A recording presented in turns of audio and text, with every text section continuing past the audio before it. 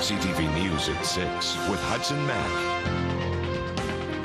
Good evening. Hudson Mack is off tonight. I'm Andrew Johnson. The man accused in the manslaughter death of a Shawnigan Lake man after a scuffle outside a downtown Victoria restaurant is free on bail tonight.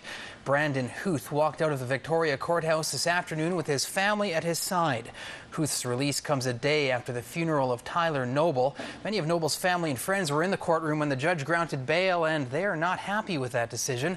CTV's Stephen Andrew has more. For the first time since he was arrested and charged with killing a Shawnigan Lake man, Brandon Huth is free.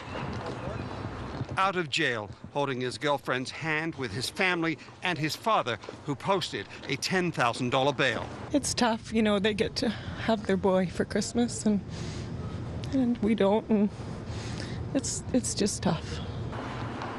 Huth faces a manslaughter charge after an incident on November 26 outside a downtown Victoria restaurant. Friends say chaos erupted after Tyler Noble fell to the ground and suffered a critical head injury. Quite a few people around, and ambulance got there really quick. Cops were there. They were interviewing a bunch of people originally, and just didn't really know what was going on at first. Noble was rushed to hospital and placed on life support. He died later that afternoon. Crown lawyers asked the court not to allow Brandon Huth to enter the downtown area where the incident took place. The judge refused, instead placing a curfew on Huth, forbidding him to possess weapons or to drink alcohol. The family of Tyler Noble expected the accused would be released. I will say that it was what we expected. Everything went down just what we expected it would.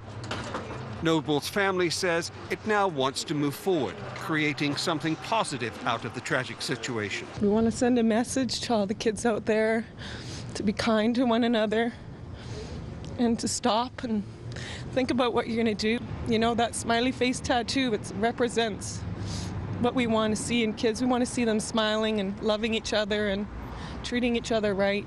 And that's what Tyler would have wanted. Yeah. For sure. And they say they will continue advocating for change in what they are calling a senseless death. A death that Brandon Huth's family says he has been openly crying about since that fateful night.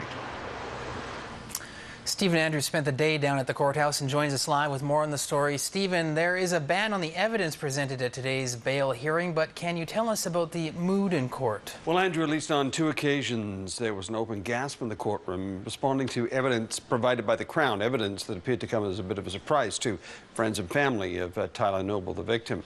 As for Brandon Huth, he sat with his face down in the prisoner's box, rocking at times, and I was sitting beside his father, who appeared very worried for his son and staring directly at him.